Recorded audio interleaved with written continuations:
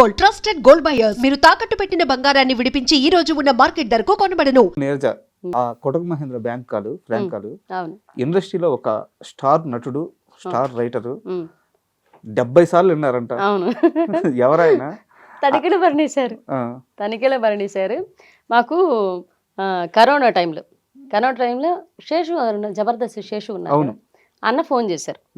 మేము అది కరోనా టైంలో మేమిద్దరం ఖాళీగా కూర్చొని అన్న ఒక కామెడీగా సరదాగా అనుకుంటున్నాం, స్క్రిప్ట్ కూడా రాసుకోలేదు అది. తను నా మాటల మధ్య నడుస్తుంది అది. నడుస్తూ నేను ఒక ఫ్రాంక్ కాల్ చేస్తానే, నువ్వు ఒక మాట్లాడుకుందాం, మనం ఒక జనరల్గా ఒక వినడానికి ఒక ఆడియో చేసుకుందాం అనేది ఒకటి వచ్చిందనమాట. సరే ఏం చేద్దాం, నేను బ్యాంక్ కాల్ చేసినట్టు ఆ రోజు ఏదో టీవీలో చూసాం, దీన్ని ఫన్నీగా చేస్తే ఎలా ఉంటుంది అని ఒక ఆలోచనతోటే తన రైటింగ్ ఏమో అనుకోలేదు. అక్కడ ఆ కన్వర్జేషన్ జరుపుకున్న ఒక 10 నిమిషాలు ఇలా మాట్లాడుకుందామని. తను వెళ్ళి మాట్లాడిన దానికి నేను బయట అవును నేను ఇంట్లో ఉన్నా, తన ఇంటి వాకిటి బయట ఉన్నారు. అంతే గ్యాప్లోనే మాట్లాడుకున్నాం. ఫోన్ చేసి నేను కొటక్ మహేంద్ర నుంచి మాట్లాడుతున్నానండి, ఎవరు ఏం మాట్లాడేదని చెప్పి మేము ఇద్దరు మాట్లాడుకున్నాం. ఎవరు ఏం మాట్లాడేదా, ఇది మహేంద్ర వెంకటరమో మహేంద్ర గడి కొట్టినారట మేహ అనేసి చేసామన్నమాట. పవన్ కార్డు నా కార్డు ఎందుకుంటుందే, పాన్ కార్డు అని అడుగుతారు సుబ్బు. పాన్ కార్డు కావాలని అంటే పవన్ కార్డు నా కార్డు ఎందుకుంటుందే, పవన్ కార్డే ఉంటుంది అని చెప్తానమాట. ఇంకంతా అది చేసినప్పుడు 70 సార్లు శేషు అన్న ఫోన్ చేశారు. ఇది అయిపోయి మేము సునీయ గారికి పంపించామన్నమాట ఈ ఆడియోని. డైరెక్టర్ సునీయ గారు పంపించి, మేడం ఇది ఎలా ఉంది అని అడిగా. మాకు విన్న తర్వాత బాగా, మేము రికార్డ్ చేసుకుని విన్న తర్వాత బాగా అనిపించింది. మేము ఫస్ట్ ఏదైనా ఉన్నా సరే ఆవిడకి పంపించామన్నమాట. మేడం ఎలా ఉందని. ఆవిడ మామూలుగానే అవ్వలేదు. ఆవిడ జస్ట్ డైరెక్టర్ గ్రూప్లో ఫార్వర్డ్ చేశారంట. అది అక్కడి నుంచి వెళ్ళింది. మాకు అప్పుడు యూట్యూబ్ ఛానల్ లేదు, అందులో పెట్టాలన్న ఇది తెలియదు, ఏం తెలియదు. జస్ట్ ఒక ఫోన్ కన్వర్జేషన్ మా మేడంకి పంపించాం. ఆవిడ బయటకు పంపించింది దాన్ని ఇంకా యూట్యూబ్లోకి లాగారు, అక్కడ లాగారు, ఇక్కడ లాగారు, రకరకాలుగా వాడారు దాన్ని. భయంకరమైన మీమ్స్ అయింది అది. అది ఒక 1 ఇయర్ తర్వాత కరోనా అయిపోయింది, ఇంకా లాక్డౌన్స్ అంతా ఎత్తేసారు. అప్పుడు శేషు అన్న ఫోన్ చేసి, అరే మీకు ఒక సర్ప్రైజ్ రా, మీరు ఆడియో కాల్ ఒకటి చేశారు. షేకింగ్ శేషు గారు ఫోన్ చేసి, అరే మీకు ఒక సర్ప్రైజ్ రా అన్న. ఏంట్రా సర్ప్రైజ్ అన్న, చెప్పండి అన్న అంటే, మీరు మొగుడు పిల్లలిద్దరూ నేను ఒక లొకేషన్ పంపిస్తాను, డబ్బింగ్ స్టూడియో, అక్కడికి వచ్చేసేయండి అన్న. ఇక్కడ గణపతి కాంప్లెక్స్ దగ్గర. సరే మీ ఇద్దరం ఎట్లున్నా వాళ్ళని అట్లా వెళ్ళిపోయి నిల్చోను. లోపల నుంచి ఒక పెద్ద వ్యక్తి వస్తున్నారు బయట అంటే తనిఖీల భరణి గారు. ఫస్ట్ టైం లైవ్లో ఆయన చూడడం, నేను అప్పటిదాకా ఆయన చూడను కూడా లే. సార్ బయటకు రాగానే కాళ్ళకి నమస్కారం చేసుకుని, సార్ అంటే ఎవరు అని అన్నారు ఆయన. ఈ అన్న ఎందుకు తీసుకొచ్చాడో తెలియదు, మాకు అసలు విషయం తెలియదు, ఆయనకి తెలియదు. శేషి గారు అంటే చెప్పరా అన్నాడు శేషి అన్నని తనిఖీల భరణి గారు. ఎవర్రా చెప్పరా బాబు అంటే, సరే సార్ మీరు 70 సార్లు విన్నా, కారులో వచ్చేటప్పుడు చెప్పారు కదా, కారులో ఈ అన్నతో చెప్పారంట. నేను ఒక ఆడియో వింటూ ఇది 70 సార్లు విన్నా శేషు, నాకు ఎంత ముచ్చటేసిందంటే, నాన్ సింక్లో మాట్లాడతారు వీళ్ళు, ఎంత బాగా మాట్లాడంటే, ఆడు మొగుడు వెళ్ళాలండి నాకు తెలుసు, మన జబర్దస్త్లో కూడా చేశారు, నా టీంలో కూడా చేశారు, ఆ అబ్బాయి కూడా అమ్మాయి వాళ్ళు వేరే టీవీలో కూడా చేస్తారని చెప్తే అవునా నవ్వారంట. ఆయనకు సర్ప్రైజ్ ఇద్దామని మమ్మల్ని తీసుకెళ్ళాడు, మాకు కూడా సర్ప్రైజ్, అది బిగ్ సర్ప్రైజ్. మేము మాట్లాడిన తర్వాత ఓ సూపర్ అమ్మా రా అన్నారు. వెళ్ళిన తర్వాత ఆయన పట్టుకొని మా ఆయన నన్ను బంగారం ఇద్దరు ఎంత బాగా చేశారు రా, ఎప్పుడో ఫ్యూచర్లో ఒక అవకాశం ఇస్తాను ఉండండి అని అన్నారు. అంతే అని అన్నారు. Thank you so much sir. అది చాలు, ఆయన కలవడం చాలు. ఒక ఆడియోకి అంతకు మించిన అవార్డు నాకు అవసరం లేదనిపించింది ఆ టైంలో. ఆయన లైవ్లో సరే నేను ఇక్కడ కూర్చుంటా, మీ ఇద్దరు ఆడు చేయండి ఇంట అని అన్నారు. మేము ఇద్దరం చేసామన్నమాట. వాడు సూపర్ అయ్యా, భలే చేశారయ్యా, ఆయన యాటిట్యూడ్ భలే వచ్చింది నాకైతే. ఆయన రాయని కామెడీ కాదు, ఆయనకి తెలియదు. ఒక కవికి, ఇండస్ట్రీలో ఒక సీనియర్ యాక్టర్కి మన కామెడీ నచ్చి పిలవడం అనేది అంతకు మించిన అవార్డు ఏంటండి చెప్పండి. నాకు అది ఆ టైంలో చాలా బిగ్ అచీవ్మెంట్ అనిపించింది. నవ్వి మీ ఇద్దరం ఒక ఫోటో దిగి పక్కన కూడా పెట్టుకున్నాం అనమాట. అట్లా జరిగింది. అంటే అక్కడి నుంచి కట్ చేస్తే చాలా వెబ్ సిరీస్లో యాక్ట్ చేశారు. సో అంటే స్టేజ్ షోలకు కానీ, టెలివిజన్ షోలకు కానీ, ఇక్కడ మనకి వెబ్ సిరీస్లకు వచ్చేలేకే ఆ యాక్టింగ్ తీరు మారిపోద్ది, చాలా తేడా ఉంటుంది. ఎలా మెర్జ్ అవ్వగలిగారు? ఒకటండి, నాకు ఈ కామెడీ షోలు ఇవి అంటే ఫస్ట్ ఆఫ్ ఆల్ నేను ఇక్కడ యాక్టింగ్ చాలామంది అంటారు అసలు మీరు యాక్టరే కాదు, నేను మా కుటుంబ సభ్యులు కానీ నేను ఎవరు యాక్టర్స్ లేరు. మాకు అసలు మా పెదనాన్న గారు అంటే ఆయన జానపద కళాకారుని, ఆయన సాంగ్స్ పాడుకునేవాడు. కానీ ఏ ఇండస్ట్రీకి సంబంధం లేకుండా వచ్చి యాక్టింగ్ ఎక్కడా నేర్చుకోకుండా జనాల్ని మెప్పించడం, అందులో కమెడియన్గా స్టార్ట్ అవ్వడం, అన్ని నవరసాలు అన్నీ చేయగలడం ఒక ఎత్తు అయితే, కామెడీ చేయడం అనేది పూర్తి కామెడీ చేసేవాళ్ళు మిగతా ఏ క్యారెక్టర్ అయినా చేయగలరండి.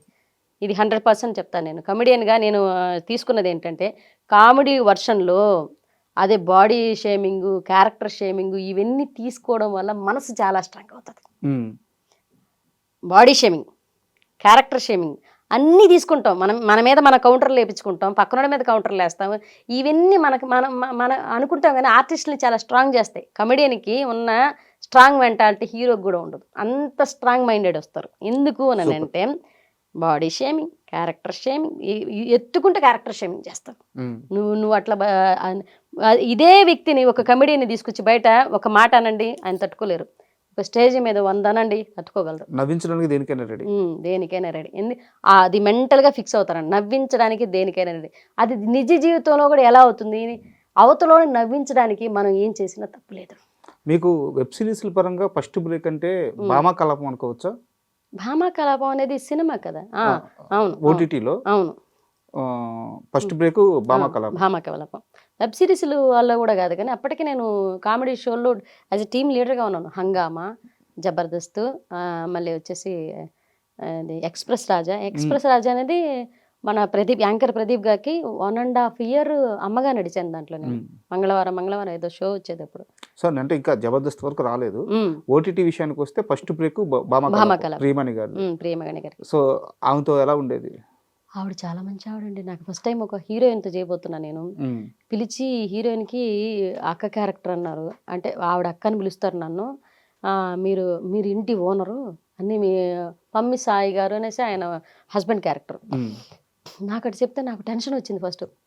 ఒక హీరోయిన్తో కదా, ఆవిడ అప్పటికే బాగా సక్సెస్లో ఉన్న హీరోయిన్ ఆవిడ. ఎవరితో చేయబోతున్నాం, ఎట్లుంటుంది ఏంటో. వాళ్ళ హీరోయిన్ అంటే ఒక రకమైన మనకు దడ ఉంటుంది కో ఆర్టిస్టులకి.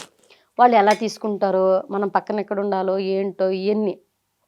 ఆవిడ క్యారవాన్ నుంచి వచ్చి ఆవిడ క్యారవాన్లో కూర్చోగా నేను చూడలేదండి భామా కలాపం సినిమాలో.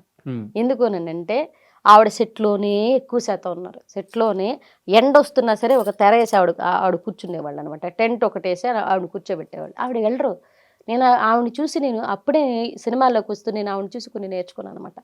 ఆవిడ ఎంతసేపు ఉన్న సరౌండింగ్స్ని ఎంత హెల్దీగా భావిస్తారంటే, ఇప్పుడు డీ షోలో ఆవిడ జడ్జిగా ఉన్నారు. ఎప్పుడు కూడా మనం ఎదిగేటప్పుడు బాండింగ్స్ అనేవి, గౌరవాలు అనేవి, చుట్టుపక్కల వాళ్ళని గమనించడం అనేది ఎంత ముఖ్యమో నాకు అప్పుడు అర్థమైంది. అదొక ప్లస్ పాయింట్ నాకు తెలిసిందనమాట.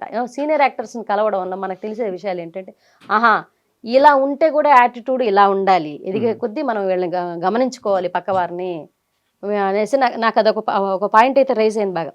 ఆవిడ వచ్చినప్పటి నుంచి రండి, నేను దూరంగా నిల్చున్నాను. నేను ఆవిడ హీరోయిన్ ఎలా తీసుకుంటారు అంటే, ఈ స్ట్రగుల్ పడి వచ్చి టీమ్ లీడర్స్ మధ్యన ఎంత చూసి వచ్చున్నాను కాబట్టి ఒక్కో రకమైన యాటిట్యూడ్తో ఉంటారు.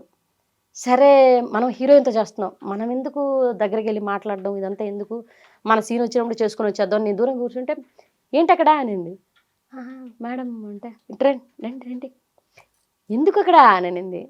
లేదు జస్ట్ అక్కడికి నా దగ్గర కూర్చోవద్దా అనింది.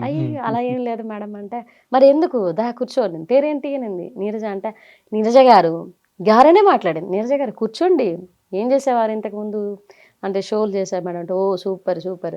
మా పిల్లలు పెళ్ళయిందా, పిల్లలు ఫోటో చూపిస్తే చూస్తున్నారు, హస్బెండ్ ఏం చేస్తారని అడుగుతారు. కన్వర్సేషన్ ఆవిడే జరిపారనమాట. ఆవిడ క్వశ్చన్ అడుగుతుంటే, అవును మేడం అవును. నేను సమాధానం చెప్తుంటే, ఫ్రీగా ఉండండి, ఫ్రీగా మూవ్ ఆన్ అవ్వండి, పర్లేదు ఏం కాదు, మీకన్నా నేను సినిమాల ముందు వచ్చినా అంతే. నేను ఒక హీరోయిన్, మీరు క్యారెక్టర్స్, మీరు లేకపోతే నేను లేను, నేను లేకపోతే మీరు లేరు, మనం అందరం లేకపోతే వీళ్ళందరూ లేకపోతే మనం అందరం లేదు. ఇదే పాయింట్ గుర్తుపెట్టుకో, భయపడద్దు ఎప్పుడు కూడా. నేను కరెక్టే కదా అనుకుని కూర్చొని, కానీ సెకండ్ డే కూడా నేను బార్డర్స్ దాటి మాట్లాడలేదు. ఆవిడ పిలిస్తేనే మాట్లాడుతూ ఉండేది, కానీ పక్కగా కూర్చోరు. ఆ సినిమా అయిపోయేంత వరకు 7 days ఏమో కాల్ షీట్ ఇచ్చారు. ఆ 7 days ఆవిడ పక్కన కూర్చున్నాను. మామూలుగా హీరోయిన్స్ అలా ఉండరంట సెట్లో? ఉన్నారు. నేను ఫస్ట్ టైం నేను ఒక హీరోయిన్తో, అంటే మిగతా హీరోయిన్లతో కూడా రీసెంట్గా చాలా చేశాను నేను, హీరోయిన్ తోటి. బట్ ఆవిడని చూసినంత తర్వాత మళ్ళీ నేను యాంకర్స్ని కూడా అంత దగ్గరగా ఎవరిని చూడలేదు.